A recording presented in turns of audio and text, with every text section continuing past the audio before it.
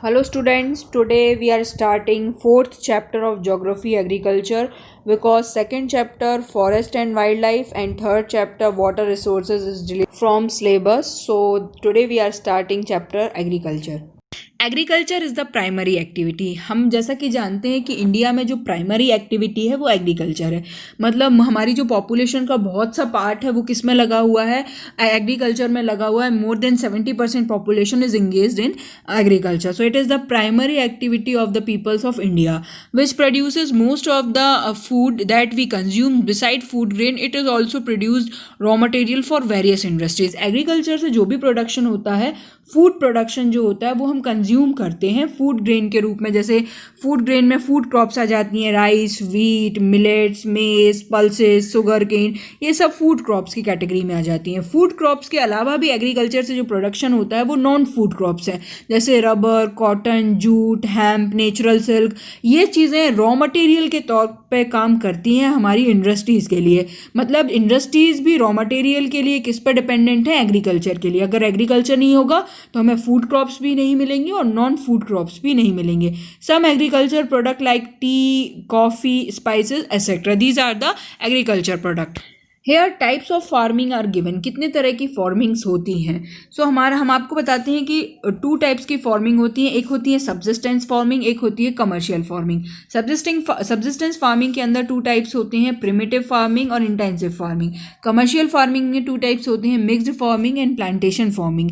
अब देखते हैं इसमें इन्होंने यहाँ पे क्या बताया। Cultivation method has change significantly depending upon the characteristics of physical, environmental, technological know how and socio culture practices. अब इन्होंने बोला है कि जो कल्टीवेशन की मेथड्स हैं वो कई कैरेक्टरिस्टिक्स के हिसाब से चेंज होती हैं। फिजिकल एनवायरनमेंट, टेक्नोलॉजिकल एनवायरनमेंट, इन सब के हिसाब से चेंज होती रहती हैं। Farming varies from subsistence to commercial type at present at different parts of India. जो मैंने अभी आपको बताया कि सब्सिस्टेंस फार्मिंग अलग होती है, कमर्शियल फार्मिंग अलग होती है, तो इन्होंने ये बताया कि इंडिया की लोकेशन के हिसाब से अलग अलग पार्ट्स में, इंडिया के अलग अलग पार्ट्स में सब्सिस्टेंस फार्मिंग से लेके कमर्शियल फार्मिंग की मतलब फार्मिंग प्रैक्टिसेस इंडिया में होती हैं। First is primitive subsistence farming. Subsistence farming के अंदर 2 टाइप्स होते हैं, एक प्रिमिटिव, एक इंटेंसिव। फर्स्ट इन्होंने दिया है primitive subsistence farming. This type of farming is still practised in few pockets of India. The help of primitive tools like hoe and dao and digging sticks and family community labour. Primitive subsistence farming ये सबसे पुराना तरीका है farming का। इसमें जो पुराने equipments होते हैं, टूल्स होते हैं, हो एंड डो, डिगिंग स्टिक्स, हाथ से जो चलाए जाते हैं, एंड फैमिली कम्युनिटी लेबर से जो प्रोडक्शन होता है वो प्रिमिटिव सब्सिस्टेंस फार्मिंग में आता है। This type of farming depends upon the monsoon, natural fertility of the soil and suitability of other environmental condition to the crops grown. ये farming जो होती है मेनली काय पे डिपेंड होती है, मानसून के ऊपर डिपेंड होती है। जो नेचुरल फर्टिलिटी है सॉइल की उसके ऊपर डिपेंड होती है। हमारे लेबर कितने हैं, एनवायरमेंटल कंडीशन क्या है, ये उस पर डिपेंड होती है। It is a slash burn agriculture. इसी मेथड को बोला जाता है slash and burn agriculture. The soil fertility decreases, the farmer shift and clear the fresh patch of land for cultivation. इसमें क्या करते हैं जो हमारे फार्मर्स होते हैं, एक जगह पे उन्होंने प्रोडक्शन किया, एक लैंड के पार्ट पे उन्होंने प्रोडक्शन किया, उसके बाद अगले लैंड पे जाएंगे, वो वहाँ पे फ्रेश मतलब शिफ्ट करेंगे अगर जब वो, तो वो पहले उस लैंड को फ्रेश, पूरा पैच ऑफ लैंड को फ्रेश तैयार करेंगे, मीन्स कटिंग डाउन करेंगे, ट्रीज वगैरह ये जो भी होगा ज़मीन में, उसको पूरी लैंड को फ्रेश लैंड के रूप में तैयार करेंगे और फिर कल्टीवेशन करेंगे। इसलिए इसको बोला जाता है slash and burn method. Next farming method होती है सब्सिस्टेंस फार्मिंग के अंदर, वो होती है इंटेंसिव फार्मिंग। इंटेंसिव फार्मिंग में बोला गया this type of farming is practised in areas of high population pressure on land. जहाँ पे हाई पॉपुलेशन प्रेशर होता है वहाँ ये फार्मिंग प्रैक्टिस की जाती है। It is labour intensive farming. ये लेबर इंटेंसिव फार्मिंग है। The biological inputs and irrigation are used for obtaining higher production. There is enormous pressure on agriculture land. जहाँ पॉपुलेशन बहुत ज़्यादा है, प्रोडक्शन बहुत ज़्यादा करना है, वहाँ पे इस मेथड का यूज़ होगा। वहाँ एग्रीकल्चर लैंड पे ज़्यादा प्रोडक्शन आ जाएगा, एक इनॉर्मस प्रेशर आ जाएगा। बायोलॉजिकल इनपुट्स का यूज़ किया जाएगा, इरीगेशन अलग तरीके से किया जाएगा ताकि ज़्यादा से ज़्यादा प्रोडक्शन निकल सके। ये होता है intensive subsistence farming. Next type of farming is commercial farming. This type of farming is the use of higher doses of modern inputs. The degree of commercialization of agriculture varies from one region to another. A single crop is grown on a large area. The help of migrant laborers, the producers, is used as raw material in respective industries. जो आजकल सबसे ज़्यादा practice की जाती है वो होती है कमर्शियल फार्मिंग. कमर्शियल फार्मिंग में क्या करते हैं, जो मॉडर्न इनपुट्स हैं, फर्टिलाइजर्स हैं, इंसेक्टिसाइड्स, पेस्टिसाइड्स हैं, इनका ज़्यादा से ज़्यादा यूज़ किया जाता है. कमर्शियलाइजेशन किया जाता है एग्रीकल्चर का. कमर्शियलाइजेशन मतलब होता है बहुत बड़े एरिया में प्रोडक्शन होता है, बहुत बड़े एरिया में एक सिंगल क्रॉप ग्रोन की जाती है, क्योंकि वो crop as a raw material work करती है इंडस्ट्रीज़ के लिए, लाइक सिल्क, जूट, ये सब चीज़ें कमर्शियल फार्मिंग में आ जाएंगी. Next is cropping pattern. These are also reflected in the agricultural practices and cropping pattern in the country. India has 3 cropping season. India के जो क्रॉपिंग सीजन है वो 3 है. एक rabi, second kharif and third is zaid. Rabi की फसल, खरीफ की फसल एंड जैद की फसल. Rajasthan has also been an important factor in the growth of above mention rabi crops. सबसे ज़्यादा प्रोडक्शन जो होता है रबी क्रॉप्स का वो होता है राजस्थान में. रबी क्रॉप का सीज़न होता है, शोइंग सीज़न होता है अक्टूबर से दिसंबर में, और हार्वेस्टिंग सीज़न होता है वो होता है फरवरी और अप्रैल और मई के बीच में. मतलब कटाई जो फसल की होती है वो फरवरी से अप्रैल के बीच में होती है, और जो बीज बोया जाता है वो अक्टूबर से दिसंबर में बोया जाता है. क्रॉप्स कौन कौन सी हैं जो रबी क्रॉप्स के रूप में आती हैं? वो होती हैं wheat, Parle, Ps, gram, oil seeds etcetera. Areas कहाँ सबसे प्रोडक्शन होता है रबी की फसल का? पंजाब, हरियाणा, हिमाचल प्रदेश, जम्मू कश्मीर, उत्तर प्रदेश, उत्तराखंड एंड राजस्थान. नेक्स्ट है खरीफ की फसल. तो खरीफ की फसल जो होती है इनका सोइंग सीजन होता है मई से जुलाई, और हार्वेस्टिंग सीजन होता है सितंबर से अक्टूबर नवंबर के बीच का. क्रॉप्स कौन कौन सी आती हैं खरीफ क्रॉप्स में? Rice, maize, jowar, bajra, sugar cane, jute etcetera. Areas कहाँ प्रोडक्शन होता है ज़्यादा से ज़्यादा खरीफ क्रॉप का? Assam, West Bengal, Andhra Pradesh, Kerala, Maharashtra and coastal region of Orissa. Next is zaid crops. Zaid crops जो होती हैं इनका सोइंग सीजन होता है अप्रैल से जून का. इसमें जो मेन क्रॉप्स होती हैं वो होती हैं वाटरमेलन, कुकुम्बर एक्सेट्रा. मतलब वेजिटेबल्स क्रॉप्स जितनी होती हैं, musk melon, cucumber, vegetables and fodder crops, ये सब किस कैटेगरी में आती हैं?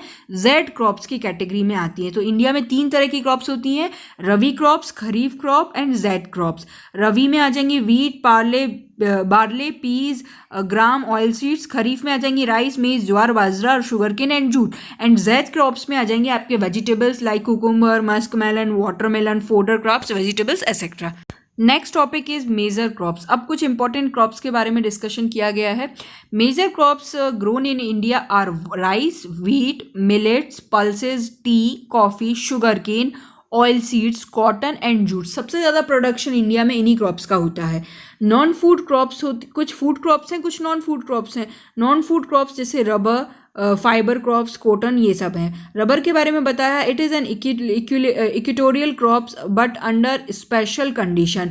It requires moist humid climate and rainfall of more than 200 centimetre and temperature above 25 degree Celsius. ये इसकी रिक्वायरमेंट होती है रबर क्रॉप्स की.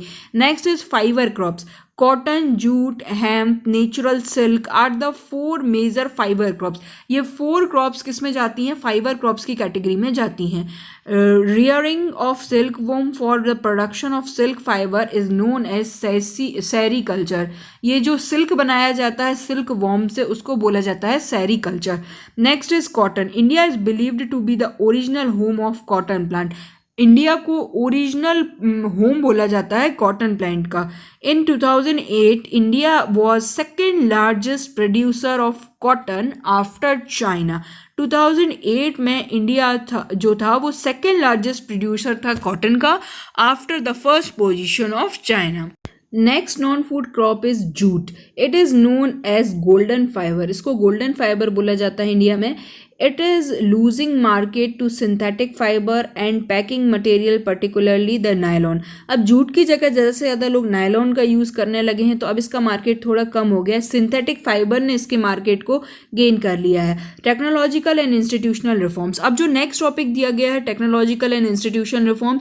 एग्रीकल्चर की फील्ड में कुछ टेक्नोलॉजिकल रिफॉर्म्स और इंस्टीट्यूशनल रिफॉर्म्स आए थे जिनसे एग्रीकल्चर में इम्प्रूवमेंट आया था. The pace of agricultural development, इसको जिसको हम एक पेस ऑफ एक दौर कह सकते हैं एग्रीकल्चरल डेवलपमेंट का। Agriculture which provides a livelihood for more than 60% population. आपको पता है हमारे देश में मोर देन 60-70% पॉपुलेशन किस में एंगेज है? एग्रीकल्चर में। The government of India embarked upon introducing agriculture in the 1960s and 1970s। 1960s से लेके 1970s का जो पीरियड है वो एग्रीकल्चर के फील्ड में सबसे बड़ा इंपॉर्टेंट पीरियड माना गया है। इसी टाइम इंडिया में ग्रीन रेवोल्यूशन आया था और इसी टाइम पे वाइट रेवोल्यूशन आया था। ग्रीन रेवोल्यूशन में HYV शीट्स दिए गए थे फार्मर्स को प्रोडक्शन कैपेसिटी को बढ़ाने के लिए। The government also announces minimum support price, remunerative and procurement price for the important crops. इसी समय मिनिमम सपोर्ट प्राइस का जो सिस्टम आया था इंडिया में वो इसी समय अनाउंस किया गया था। Consolidation of holding, cooperation and abolition of zamindari were given priority to bring about institutional reform in the country after independence। Independence के बाद 1960 से 70 के बीच में जो ज़मींदारी सिस्टम था उसको भी ख़त्म कर दिया गया था ताकि जो हमारे किसान हैं उनका एक्सप्लॉयटेशन ना हो। कंसोलिडेशन ऑफ होल्डिंग मतलब एक व्यक्ति ऐसा रहता है किसानी में जिसके पास बहुत ज़्यादा ज़मीन है, एक व्यक्ति ऐसा जिसके पास खुद की ज़मीन नहीं है। तो गवर्नमेंट ने क्या किया था, सीलिंग प्राइस टाइप की एक चीज़ कर दी थी कि आपको एक लिमिट फिक्स कर दिया था कि इससे ज़्यादा आपके पास ज़मीन नहीं होना चाहिए। तो वो कंसोलिडेशन ऑफ लैंडिंग हो गया। The green revolution based on the use of package technology and the white revolution, operation flood were some of the strategies initiated to improve the lot of Indian agriculture। ये जो important strategies थी Indian government की green revolution और white revolution ये लेके आएंगी थी। Land reform was the main focus of our first 5-year plan। जो फर्स्ट 5-year प्लान प्रथम पंचवर्षीय योजना आई थी उसमें सबसे बड़ा जो फोकस था वो लैंड रिफॉर्म का ही था एग्रीकल्चर से related. Next, development in few selected areas in the 1980s and 1990s, a comprehensive land development program was initiated which includes both institutional and technological reform। इसके बाद 1980s का जो time period आया उसमें एक कॉम्प्रिहेंसिव लैंड डेवलपमेंट प्रोग्राम आया जो initiate किया गया था ताकि एक इंस्टीट्यूशनल और टेक्नोलॉजिकल चेंजेस आ सकें। मींस एक तरह से इंस्टीट्यूशनल और टेक्नोलॉजिकल रिफॉर्म्स को ध्यान में रख के ये इनिशिएट हुआ था। Provision for crop insurance against drought, flood, cyclone, fire and diseases. इसके बाद इन्होंने क्या किया, क्रॉप इंश्योरेंस करना शुरू कर दिया गवर्नमेंट ने अगेंस्ट ड्रॉट, सूखा, बाढ़ और इन साइक्लोन, चक्रवात, इन सब चीज़ों से, आग से क्रॉप्स में जितना नुकसान होता था ना उन सब के लिए उन क्रॉप का इंश्योरेंस किया जाने लगा। एस्टेब्लिशमेंट ऑफ ग्रामीण बैंक्स, मध्यांचल ग्रामीण बैंक इसका सबसे बड़ा एग्जाम्पल है, नाबार्ड इसका एग्जाम्पल है। Cooperative society and banks for providing loan facility to the farmers at the lower rate of interest. सबसे बड़ा एस्टेब्लिशमेंट जो गवर्नमेंट का था वो NABARD, national bank for agriculture and rural development. ये सिर्फ क्रॉप्स प्रोडक्शन के लिए लोन प्रोवाइड करता है, किसानों के लिए, फार्मर्स के लिए। कई और बैंक खोले गए, कोऑपरेटिव सोसाइटीज़ बनाई गई ताकि वो कम इंटरेस्ट रेट पे लोन प्रोवाइड कर सके फार्मर को। किसान क्रेडिट कार्ड ये स्कीम थी एक गवर्नमेंट की। Kisan credit card and personal accident insurance schemes were introduced. Special weather bulletins and agricultural programmes for farmer were introduced on radios and TV. सबसे ज़्यादा जो फार्मर होते हैं वो रेडियो का यूज़ करते हैं क्योंकि वो फील्ड पर ले जा सकते हैं उसको, अपनी जगह जहाँ वो खेत पर ले जा सकते हैं। तो स्पेशल वेदर बुलेटिन्स चलाए गए उन किसानों के लिए ताकि वो वेदर के बारे में उन्हें पूरी जानकारी मिल सके, क्योंकि हमारे यहाँ के किसान सबसे ज़्यादा मानसून पे डिपेंडेंट हैं और टेम्परेचर से उनकी क्रॉप का लेना देना काफ़ी रिलेशन रहता है। तो इसीलिए ये वेदर बुलेटिन्स चलाए गए। अभी भी ये वेदर बुलेटिन्स रेडियो पे आते रहते हैं। किसान से रिलेटेड जो भी स्कीम्स है सबसे पहले वो रेडियो पे ही लॉन्च होती हैं। The government also announces minimum support price, remunerative and procurement prices for important crops to check the exploitation of farmer by speculators and middleman. कोई भी स्पेकुलेटर या कोई भी मिडिलमैन, कोई भी जमींदार इससे पहले कि किसान का एक्सप्लॉयटेशन करे, गवर्नमेंट ने एक सिस्टम ही ला दिया, प्रोक्योरमेंट ऑफ प्राइस, एक remunerative minimum support price system launch कर दिया जिसमें किसान को कम से कम उतना पैसा तो मिलेगा जो उसके हक का है, जो क्रॉप के एक्चुअल रेट हैं वो तो उसे मिलेंगे ही मिलेंगे, ताकि कोई मिडिलमैन उनका शोषण ना कर सके। गवर्नमेंट की ये स्कीम सबसे इंपॉर्टेंट स्कीम्स में से एक रही है, minimum support price. Next topic is contribution of agriculture to the national economy, employment and output. Gross domestic product has registered a declining trend from 1951 onwards. Gross domestic product में जो agriculture का role है वो decline हो रहा है 1951 से. The population continues to be as high as 63% in 2001. चूँकि population सबसे ज़्यादा engage है agriculture में, तो GDP में भी उसका part होना चाहिए, पर GDP में part कम है. The government of India made concentrated efforts to modernize agriculture in India. India made concentrated efforts to modernize agriculture, establishment of Indian Council of Agriculture. The growth rate in agriculture is decelerating, which is an alarming situation. जो agriculture की जो growth rate है वो उतनी ज़्यादा नहीं है जितनी ज़्यादा population उसमें engage है. Population India में agriculture ज़्यादा करती है, पर जो growth rate है agriculture की वो बहुत कम है. Agriculture is the backbone of Indian economy. Share in GDP, gross domestic product, is not very high. It does not provide too much employment. बल्कि जो लोग एग्रीकल्चर में है वो डिस्गस्ड अनएम्प्लॉयमेंट का शिकार हैं. डिस्गस्ड अनएम्प्लॉयमेंट मतलब फील्ड पे ज़रूरत है 5 लोगों की, 10 लोग काम कर रहे हैं, वो 5 जो एक्स्ट्रा लगे आप उनको हटा भी दोगे तो प्रोडक्शन में कोई चेंज नहीं आएगा. Livelihood to the population, as आपको पता है कि एग्रीकल्चर तो सबसे ज़्यादा लिवलीहुड प्रोवाइड कर ही रहा है इंडिया की पॉपुलेशन को. The government of India made concentrated efforts to modernising the agriculture. Establishment of Indian council of agricultural research and agricultural universities. Government continue efforts कर रहा है, काउंसिल भी बना दिया गया है, Indian council of agricultural research, agricultural universities भी launch कर दी गई हैं. इवन एग्रीकल्चर सब्जेक्ट भी ऐड कर दिया गया है 11th 12th में. जैसे आप कॉमर्स लेते हैं, साइंस लेते हैं, ऐसे आप एग्रीकल्चर सब्जेक्ट भी ले सकते हैं. इतने चेंजेस किए जा रहे हैं, पर फिर भी जो चेंजेस आने चाहिए, पॉजिटिव चेंजेस एग्रीकल्चर की फील्ड में, अभी वो गवर्नमेंट को देखने को नहीं मिले हैं. Veterinary services and animal breeding centres. अब गवर्नमेंट ने वेटनरी सर्विसेज को भी इम्प्रूव किया है, एनिमल ब्रीडिंग सेंटर्स भी लॉन्च किए हैं. पशुपालन जो संस्थाएं होती हैं, सेंटर्स होते हैं, उन्हें भी, पशुपालन केंद्रों को भी ओपन किया है. हॉर्टिकल्चर डेवलपमेंट, हॉर्टिकल्चर का भी डेवलपमेंट किया है. Research and development in the field of meteorology and weather forecast. Horticulture means होता है फ्रूट्स एंड वेजिटेबल्स का प्रोडक्शन, तो गवर्नमेंट ने उसमें भी फोकस किया है, उसका भी डेवलपमेंट किया है कि अगर हम कृषि से जितना कमा रहे हैं हम हॉर्टिकल्चर के थ्रू भी उतना कमाएं.